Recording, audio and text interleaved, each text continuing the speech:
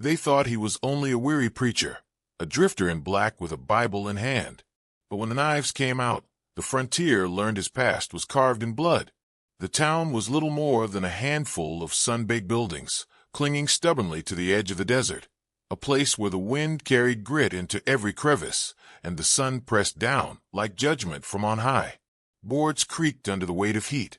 Horses stood restless, stamping in the dust, as if even they knew something was about to snap. The saloon doors groaned with every swing, spilling out a sour mix of liquor, sweat, and laughter that rang too loud for a place so tired. He came walking slow along the main street, head bowed beneath the rim of a black hat faded with miles. His coat hung heavy on shoulders worn thin from travel, the hem brushing grit and thorns. In one hand he carried a satchel slung by a frayed strap. In the other, a Bible so worn its leather edges peeled like dried bark. His boots pressed softly into the dust, each step unhurried, as though time itself had long since lost the power to chase him. He spoke to no one, but eyes followed him all the same, wary, uncertain. The preacher's silence was not the silence of peace. It was the silence of a canyon at night, waiting for something to break it. His face was drawn, cheekbones sharp beneath weathered skin, his gaze lowered but never lost. When he paused by the well, tilting his head as if listening to the town itself breathe, the blacksmith spat into the dirt and muttered, "Ain't no good comes from ghosts wandering through." The word ghost clung to the air like smoke. Inside the saloon, the laughter cracked sharper. A gang of outlaws had staked their claim to the day, rough men with whiskey eyes and hands never far from the knives on their belts. They mocked the barkeep, shoved him when his hands trembled pouring rye. One snatched coins from a card table. Another slapped a ranch hand hard enough to draw blood. The townsfolk lowered their eyes, praying trouble would pass quick. But trouble had never passed quick in places like this. The preacher stepped into the shadow of the doorway, just as one outlaw shoved a boy into the wall, laughing at his own cruelty. Dust clung to the man's boots. The smell of road clung to his clothes. The room grew quiet, laughter drying in throats. The stranger did not glare nor scowl. He simply stood, the book in his hand catching a beam of light as though it alone mattered. The gang's leader, a broad man with a scar bisecting his brow, sneered at the sight of him. "Well, hellfire," the leader drawled, setting his glass down with a thud. "A preacher's wandered into our prayers." He rose slow from his chair, boots scraping across the floorboards. His men chuckled, circling, their knives glinting as though the steel itched for blood. The townsfolk shifted back, breath shallow. No one moved to help. A preacher was no shield. Yet when the leader jabbed a blade close to the stranger's chest, expecting him to flinch, the man did not move. His eyes lifted, dark and steady, and for a moment the saloon felt colder, as if the desert's heat had been locked outside. "You deaf, Padre?" the outlaw pressed, the tip of his knife grazing the cloth of the preacher's coat. "Or dumb? I'm talking to you." The stranger's voice, when it came, was low and even, carrying none of the stammer of fear. "You've had your fill of drink. Go home." The laughter returned, louder now, mocking. One man swung his knife lazily through the air. Another clapped the leader on the shoulder, urging him to spill blood and prove dominion. But the leader leaned closer, searching that worn face, those eyes that did not break. A ripple of unease stirred in him, though he masked it with a grin. "Look at this ghost," he said to the room, gesturing with his knife. "Thin as bone, eyes like grave dirt. Bet he's walked out of the ground to haunt us." He pressed the blade harder, enough to press fabric against skin, but not enough to draw blood. A ghost who should have stayed buried. The townsfolk dared a glance at the preacher, waiting for a shudder, a prayer, a desperate plea for life. But the man gave nothing. His breathing was steady, his shoulders still, his gaze locked like iron. And in that frozen moment, something stirred in those who watched. An unsettling realization that the stranger's silence was not weakness, but weight. The weight of someone who had seen knives before, sharper and bloodier, and lived past them. The gang's leader chuckled to break his own tension, stepping back with a flourish, blade still in hand. His men hooted, spurred on, circling tighter. The preacher did not move, save for the faintest tilt of his head, as though measuring every man in the room, counting not just knives, but their hearts behind them. The barkeep's hand shook so hard a glass slipped and shattered, startling the quiet. Outside, the wind picked up, rattling the shutters as if the desert itself leaned close to listen. The preacher's fingers brushed the Bible's worn cover, but he did not raise it. The scarred leader grinned wider, mistaking calm for surrender. "You'll preach a sermon today, Padre," he said, his tone mocking. "You'll preach it on your knees." The preacher stood unmoved, a pillar in the swirling dust of men and menace, as though he had already seen how the story ended. And in his stillness lay something terrible, something undeniable, the faint whisper of a past not buried but waiting, carved deep into blood and memory, ready to surface at the first cut of steel. The laughter faltered once more, caught between bravado and unease. The knives flashed brighter, but so too did the silence grow, heavy as the heat outside, pressing against every chest in the room. The stranger's gaze lingered on each man, unblinking, and though no blood had yet been spilled, the outlaws felt, for the first time that day, as if they stood on the edge of their own graves. And still he did not move. The morning sun rose over the town with a cruel sharpness, its light scattering across the warped boards of storefronts and the weary faces of those who stepped out to sweep their stoops. Dust swirled with every broomstroke, catching in the throats of men and women who pretended not to glance toward the preacher seated on the bench outside the saloon.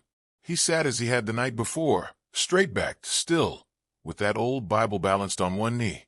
His hat shaded his face, but not enough to hide the eyes. They were steady, dark, unshaken, and that steadiness unsettled more than it comforted. Whispers crawled through the town, like dry weeds tumbling on the wind. Who was he? What kind of man stood against knives and did not tremble?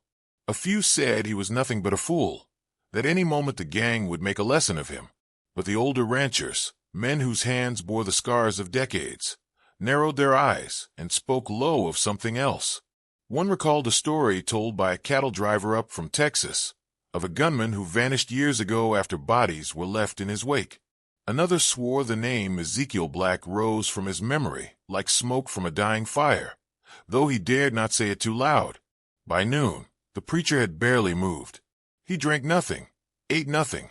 The townsfolk's nerves frayed with each hour of a silent watch. Finally, a widow stepped forward, a pale woman wrapped in a faded shawl, the lines of hardship etched along her face. In her hand she carried a small tin cup filled with water drawn fresh from the well. She walked slowly, as though approaching a coiled snake, but when she stopped before him, her voice was gentle. "You've come far," she said, offering the cup. The preacher lifted his gaze to hers, and in that gaze she saw not just weariness, but something heavier, a shadow coiled deep, as if his soul bore scars no healing had touched. He accepted the water, drank, and returned the cup with a nod. Their fingers brushed, and for a heartbeat she felt it, violence, sharp and restless, buried but never gone. She did not flinch, though she understood. This was no ordinary preacher. Before more could be said, a shout cracked from across the street. The outlaws had returned, their swagger louder, hungrier. One kicked in the door of the general store, the clap of wood echoing down the street. Another pulled the shopkeeper by the collar, dragging him out into the sunlight, while townsfolk scattered back into shadows. They demanded coin, food, ammunition, anything they fancied. When the shopkeeper hesitated, a fist split his lip open, sending him sprawling. The preacher rose from the bench, slow, deliberate, as if the motion itself was measured against the weight of the day. He crossed the street without haste, dust curling around his boots. The widow watched him go, her breath caught, as though she feared both what he might do and what he might not. The outlaws jeered when they saw him coming, knives flashing from their belts, pistols dangling loose in hands too sure of themselves. The scarred leader leaned against the hitching post, grinning wide, watching. "Look who's come to save the day." One sneered. "Padre wants to play lawman." The preacher stopped a few paces away, his Bible still in hand. His voice was calm, carrying across the hush of the street with a quiet authority that no man could laugh away. "Leave the man his store. Take what you've stolen and go." The outlaw gripping the shopkeeper spat in the dirt. Or what, preacher? You'll pray us to death." The others laughed, but the sound was nervous, unsettled by the way the man before them did not blink, did not shift. The preacher's eyes flicked across the street, counting without seeming to. 6 men, 3 armed with pistols, the others with knives. The alley to his left gave a clear retreat. The rooftop above offered cover. He marked every exit, every angle, the way a man seasoned by more than prayer alone would. His gaze returned to the outlaw still gripping the shopkeeper. "You're drunk," he said softly. "Let him go. Walk away." The words carried weight, more command than plea, and for a moment the outlaw hesitated. But pride and the heat of the gang's laughter pushed him forward. He shoved the shopkeeper to the ground and drew his knife, grinning as he stalked toward the preacher. "Let's see what's behind those holy eyes." The widow gasped from the sidelines. The townsfolk peered through cracks in shutters, waiting for blood. But the preacher stood as if rooted, his stillness more dangerous than any weapon. The outlaw lunged, knife slashing in a crude arc meant to scare if not kill. In a breath, the preacher shifted, not with the clumsy recoil of a frightened man, but with the precision of one who had lived too many moments like this. His body turned just enough, sidestepping the blade, so close it sliced a thread loose from his coat. The outlaw stumbled past him, momentum carrying him forward, and before he could regain footing, the preacher's hand brushed his wrist, redirecting him to the dirt. The knife clattered uselessly away. The silence that followed was heavy, stunned. The gang froze, knives half raised, pistols not yet drawn. The preacher did not press the attack. He simply stood, his gaze fixed on the man sprawled at his feet, then lifted slowly to the rest. The scarred leader's grin faltered for the first time. He studied the preacher with narrowed eyes, suspicion flickering like a snake's tongue.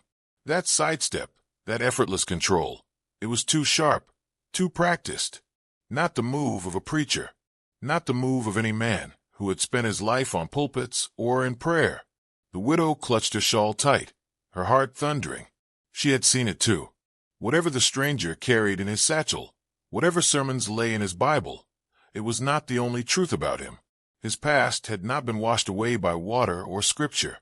It was still there, beneath the dust and black cloth, waiting. The outlaw on the ground scrambled to his feet, his pride bleeding faster than his scraped hands. He backed away toward his fellows, cursing under his breath, his eyes avoiding the preacher's. None of the others laughed now. They studied the stranger with a wariness that grew heavier by the second, as though the ghost in black might not be so harmless after all. The preacher lowered his gaze, turned slightly, and without another word began to walk back toward the saloon, the Bible once again resting against his side. But every step he took left a deeper silence behind, one thick with whispers of fear that spread faster than any story the town had known. By the time he reached the bench and sat again, the whispers had already become something more. The ranchers muttered names they had buried years ago. The widow pressed her trembling hands together, unable to pray. And the scarred leader, though still grinning, chewed the inside of his cheek, unsettled by a single truth. That man wasn't just a preacher. The desert night came heavy and cold, swallowing the last light in a slow bleed of crimson and violet. Stars broke open across the sky, clear and sharp, untouched by the smoke of towns or railroads. The preacher left Main Street behind him, his boots whispering against sand and stone as he crossed into the open dark. No one stopped him, though many watched, eyes peering from windows, whispers trailing after him like dust on the wind. He did not look back. His figure soon slipped into the shadows of the canyon beyond, where jagged walls rose like the bones of some ancient beast.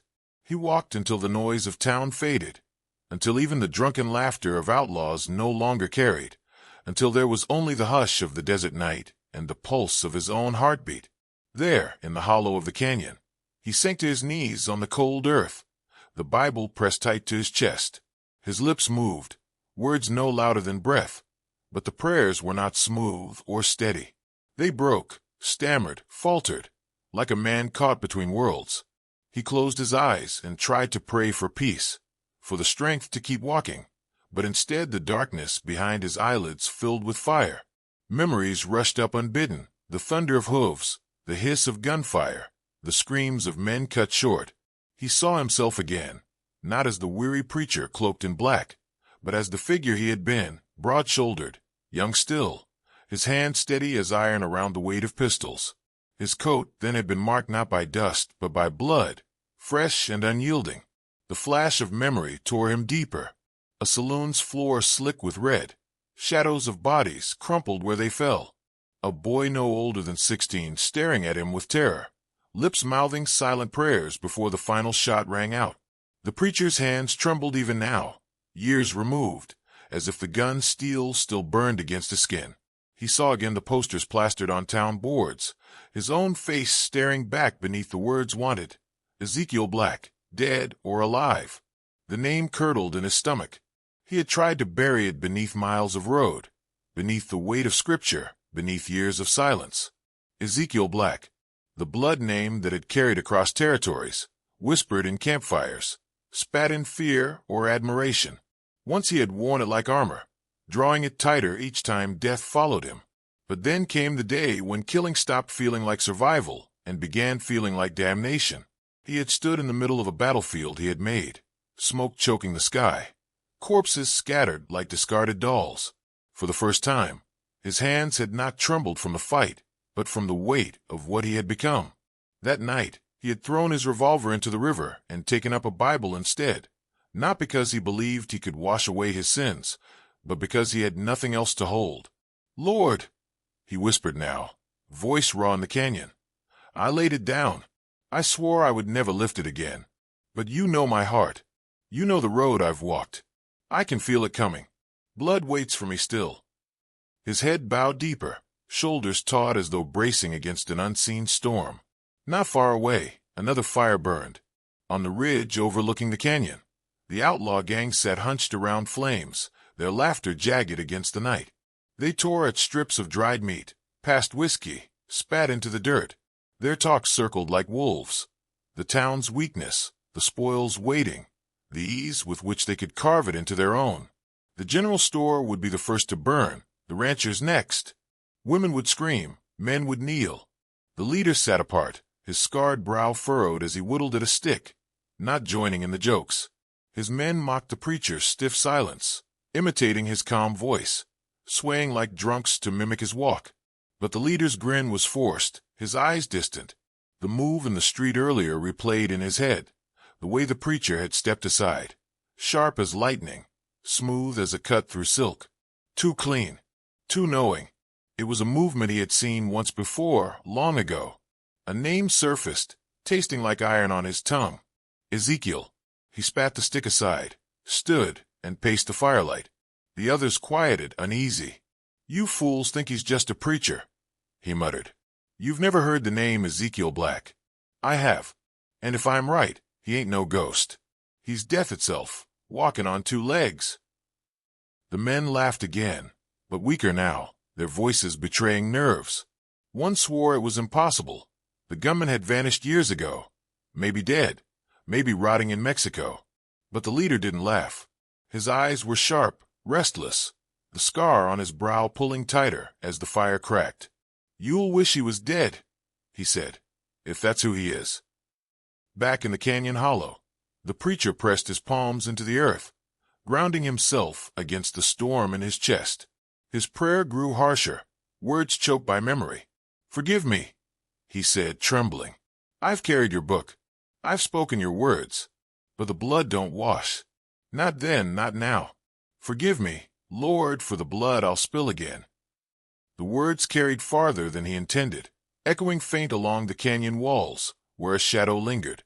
The widow stood there, her shawl drawn tight, her eyes wide in the moonlight. She had followed him, unable to rest, unable to shake the need to know who he truly was. She had heard enough. The preacher's voice was not the voice of a man devoted only to peace, but of one fighting ghosts sharper than knives. Her breath caught in her throat.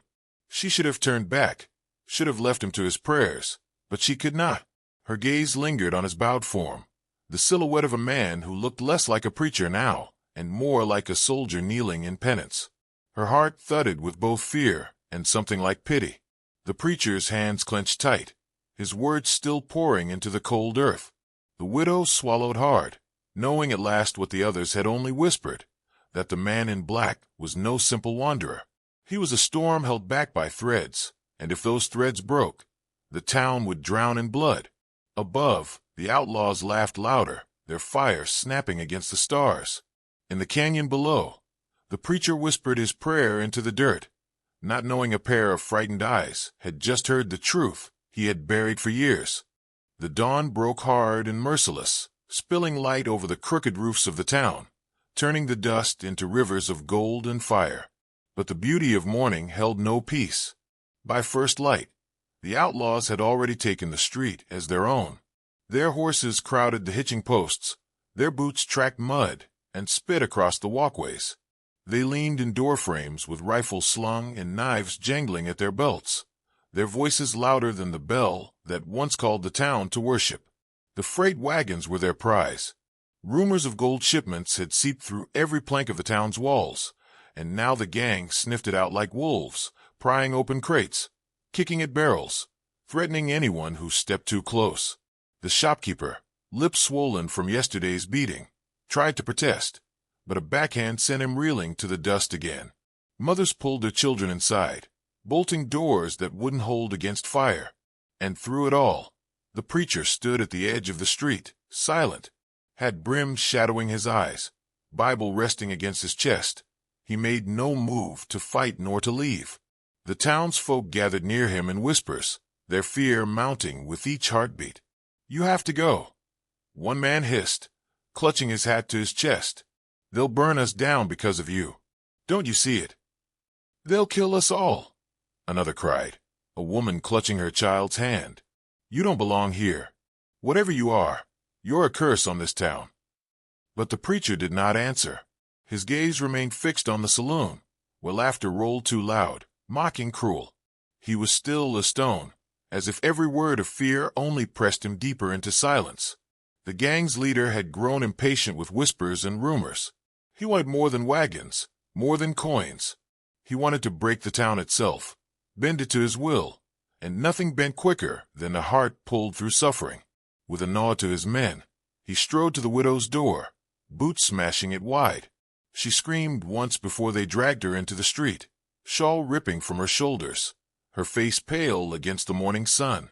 The town froze, every eye drawn to her terror. Into the saloon they hauled her, tossing her into a chair while they jeered. Bottles smashed against the floor, knives struck into tables, pistols waved like toys. The widow's eyes darted to the door, desperate, searching, but already she knew who they meant to call out. "Go fetch your ghost," the leader roared, voice echoing down the street. "Let's see if the padre bleeds like the rest of us." The preacher did not hesitate. He stepped forward, boots striking dust, each step slow, deliberate. The townsfolk shrank back as he passed, torn between awe and dread. He pushed through the saloon doors, and silence crashed over the room for half a breath before laughter filled it again. "Look at him," one outlaw sneered, waving his knife. "Come to pray over the widow before we gut her?" The preacher raised his hands, palms open, the Bible still tucked beneath his arm. His voice was calm, steady, carrying across the saloon's haze of smoke and sweat. "Let her go," he said. "This ends now. Walk away before the grave takes you." The gang howled, slapping tables, knocking chairs aside. One hurled a bottle at his feet, glass shattering against the boards. The widow's eyes brimmed with tears, but the preacher did not falter. He did not beg, nor cower. His presence filled the room, like storm clouds pressing against the sky. The leader leaned back in his chair, smirking. "You hear him, boys? Thinks he can scare us with Bible talk. Let's carve the sermon into him." Knives flashed. Pistols clicked. In a heartbeat, the room burst forward. The first man lunged with a blade aimed at the preacher's chest. The stranger moved like water breaking around stone, his hand snapping the wrist aside, the knife clattering away, his elbow slamming into the outlaw's jaw. The man crumpled before the others had even drawn breath. Another came from behind, pistol raised. The preacher spun, caught the man's arm, twisted, and the gun fired harmless into the ceiling, smoke filling the rafters. A sharp strike to the temple dropped him cold, his weapon clattering across the floor. Every motion was clean, precise, without flourish or hesitation. He wasted nothing, not strength, not breath. The preacher's silence was gone, replaced by a storm of violence so swift the gang staggered back in shock. For the first time, fear flickered in their eyes. The widow stared, mouth open, as the man she thought a servant of God moved like a soldier of death. The townsfolk who had pressed against the doorway gasped, their fear rising in waves.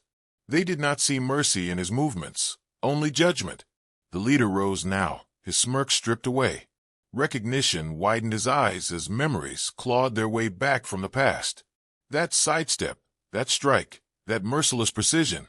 He had seen it once before, years ago, when wanted posters plastered the territories, when men whispered of a killer no sheriff could chain. "You," he bellowed, voice breaking. "You can't kill Ezekiel Black twice." The name struck the room like lightning. Townsfolk recoiled. The widow's breath caught sharp. The laughter of the outlaws died all at once, replaced by a stunned silence that burned hotter than fire. Ezekiel Black. The name of a legend, a butcher, a ghost they thought long buried.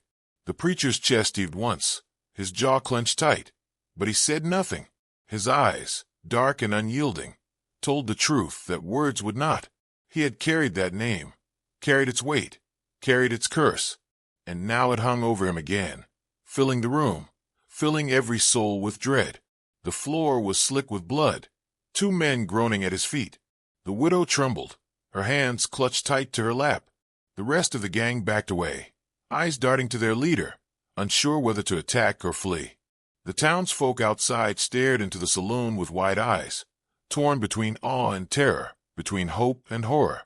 And in the center of it all, the preacher, Ezekiel Black, stood in silence, his hands stained, his coat torn, his figure as still as death. The Bible hung heavy in his arm, and the weight of his past filled the room like smoke, suffocating, undeniable. No one moved. No one spoke. They only stared at the man who had once been a ghost, and now stood revealed in blood. The outlaws gathered on the edge of town as the sun bled low across the sky, their campfires flaring like warning beacons in the growing dark. They cursed and plotted, voices carrying across the open desert, swearing that before dawn the town would burn to ashes, and every man, woman, and child would kneel or die. Horses stamped and whinnied, restless as the gang sharpened blades and checked pistols, eager for slaughter. Smoke already curled from torches dipped in oil, waiting for the leader's word to set the night ablaze. In the town square, fear spread like a fever. Men argued in the dust, their voices cracking under the weight of dread. Half of them wanted the preacher gone, demanded he leave before the gang returned, before his cursed name dragged them all to the grave. "Send him away," they cried. "He's the reason they're coming back. He'll damn us all." The other half clung to him like the last post in a flood, begging him to stay, to fight for them. "You saw him in the saloon," they pleaded. "You saw what he can do. If anyone can stand against them, it's him." The preacher stood silent in the midst of it, head bowed, his shadow stretching long across the earth as the evening light died. His silence tore at the more than words would have, for no one could tell which way he would lean, toward flight or toward fight. His stillness was the eye of a storm, and they were all waiting for the wind to rise. The widow broke through the crowd, her voice stronger than any man's. She stepped close to him, her eyes fierce, burning with a truth no fear could swallow. "You can't outrun what you are," she said, each word ringing clear in the quiet. "I've seen it in your hands, in your eyes. You've tried to bury him, this Ezekiel Black, but he's still there. He always will be. So use it, but choose differently this time." Her words cut into him sharper than any blade. His jaw tightened, his breath trembled, and still he did not answer. Behind his eyes, memories rose again like fire on the horizon. The screams, the gunfire, the bodies falling one by one. The slaughter he had once commanded weighed heavier now, pressing against his ribs like a hand of iron. He had sworn never to walk that road again, never to lift steel for judgment. Yet here he stood, knowing the fire would come whether he raised his hand or not. The widow did not relent. She laid her palm against his chest, over the book he carried. "If you walk away, they'll burn us all. If you fight, you can save us. But fight as a man, not as a monster. Do you hear me?" The preacher closed his eyes. For a long breath, he prayed without words. Then he turned, walking toward the old church at the end of the street. The crowd followed, whispering, waiting. Inside the dusty building, on the wall above the altar, hung a revolver, untouched for years. Its leather holster was stiff, its steel dulled with time, yet it gleamed faintly in the dying light. He reached up, fingers steady despite the weight of what they grasped, and drew it down. The holster buckled once more against his hip, the sound echoing through the empty church, like a bell tolling for the dead. And then the bell did toll. The town's iron clapper swung, slow at first, then faster, until the sound rolled across the desert. Each peal carried like thunder, announcing to heaven and earth alike that judgment had come. The preacher stepped out into the twilight, revolver at his side, his coat billowing with the wind. The townsfolk parted before him, their fear now mixed with awe. On the ridge beyond town, the outlaws lined up, their torches casting jagged shadows across the ground. They saw him climb the rise, one man against a dozen, and their laughter returned, brittle and sharp. The leader stepped forward, scar gleaming under firelight, his pistol already in hand. "Well, well," he called, his voice carrying on the wind. "The ghost has teeth after all." The preacher's voice came back low, even, a sermon laid upon the desert air. "You've sown fear. You've spilled blood. And now the harvest has come." The gang shifted, muttering, their hands twitching near steel. The leader snarled, raising his gun. "You think you can preach us down? You think you can kill death itself?" The preacher's eyes hardened. "Death belongs to God. Tonight, I'm only his hand." The standoff cracked. A pistol fired, muzzle flashing, and the ridge exploded into chaos. The preacher moved like lightning chained to flesh. His revolver barked once, twice. Two outlaws fell before their guns cleared leather. A knife flashed past his shoulder, and he caught the attacker's arm, twisting bone until the blade fell, then drove his fist into the man's throat. Another lunged, and the preacher's boot struck ribs, sending him rolling down the ridge. He wasted nothing, no movement, no breath. Every strike was measured, clean, exacting. The air filled with smoke and screams, the ground littered with groaning bodies. Pistols roared, knives flashed, but none found their mark. He fought not with rage, but with a deadly calm, his motions almost too precise, as if each man's fall had been written before the first shot. The widow watched from below, clutching her shawl, her breath caught between terror and awe. One by one, the gang broke apart. A man's pistol was wrenched from his grip, turned against him. Another swung a blade only to meet the butt of the preacher's gun crashing into his skull. Each outlaw fell, not by cruelty, not by fury, but by the cold weight of justice meted out by hands that knew too well the art of death. At last, only the leader remained, chest heaving, pistol trembling in his grip. He looked around him at the wreck of his men, at the silence that pressed close in the wake of violence, and his bravado cracked. He fell to his knees, hand shaking, voice breaking into the night. "Mercy," he begged. "Please, God, mercy." The preacher stepped close, revolver raised, the barrel gleaming with firelight. For a breath, the whole desert seemed to hold still, waiting. His finger curled against the trigger, but then he stopped, his eyes narrowing, his chest rising with the weight of choice. Slowly, he lowered the gun. "God already wrote your ending," he said, voice like stone. "It ain't mine to finish." The leader sobbed, his pistol falling to the dirt, his body crumpling beside it. The preacher turned away, revolver heavy on his hip, his shadow long against the ridge as the bell tolled again, carrying into the darkness. The town smoldered beneath a sky bruised by dawn, smoke lifting in thin gray ribbons from shattered wagons and charred timbers. The street, once ruled by jeers and gunfire, lay silent now except for the shuffle of boots and the low, weary sobs of survivors. Bodies sprawled in the dust where the night had ended them, their weapons rusting already in the chill morning air. The people crept from their homes, blinking into the broken light, faces drawn with exhaustion and disbelief. They had been spared, but not without cost. At the edge of the square, the preacher worked in silence.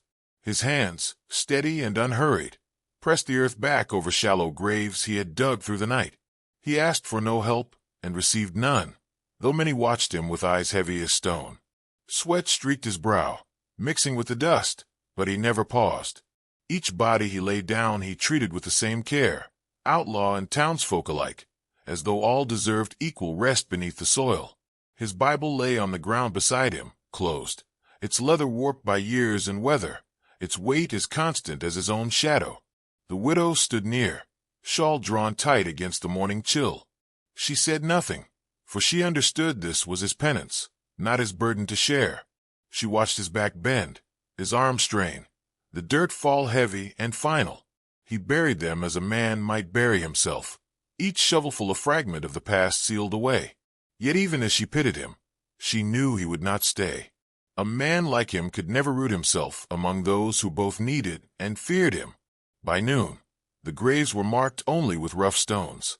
The preacher rose, his body stiff, his hands stained with earth and blood. The townsfolk gathered in small clusters, speaking in hushed tones that wavered between reverence and dread. Some called him Savior, whispering that God himself had sent him. Others muttered of Ezekiel Black, the killer whose name had haunted the frontier, and wondered what vengeance might follow if he lingered here. They all avoided his gaze, for none could decide whether to thank him or drive him out. The widow alone stepped forward, pressing a canteen into his hand. He drank once, nodded, and returned it without words. Her eyes searched his face, trying to memorize it, the lines carved by guilt, the darkness beneath his calm. She wanted to ask him to stay, to fight for more than just this night, but she knew before her lips parted what his answer would be. Some roads could not be turned back from, and his was already calling him farther on. That evening, as the sun bled across the sky in streaks of gold and crimson, he entered the church. Alone in the still air, he knelt before the altar where dust gathered thick. From his hip he drew the revolver, the steel dulled with ash and blood. He laid it gently on the steps, the holster folded atop it, as though setting down a burden he had carried too long. He bowed his head, resting one hand upon the weapon and the other upon the Bible, his lips moving in a final prayer no one would ever hear. When he rose, the gun remained behind, waiting for no hand to claim it. At dawn, he walked from the town without farewell. No crowd gathered to see him go, yet from windows and doorways, eyes followed him, uncertain if they watched a man or a specter. His Bible rested once more against his chest, the brim of his hat shadowing his face. He moved without hurry, without looking back, boots pressing quiet into the dust. And as he vanished into the horizon, the whispers began to spread. They never saw him again, but the tale grew with every retelling. Some said he was a preacher, sent to deliver justice in the Lord's name. Others swore he was only Ezekiel Black reborn, a killer who had cloaked his sins in Scripture. Still others claimed he was both, that the Bible and the revolver had been two halves of the same truth. Yet all agreed on one thing. His past was written in blood, and the frontier would never forget the night he walked among them. Far across the desert, his figure shrank against the rising sun, swallowed by the haze and the endless sweep of dust, until he was nothing more than a shadow on the land, fading into legend.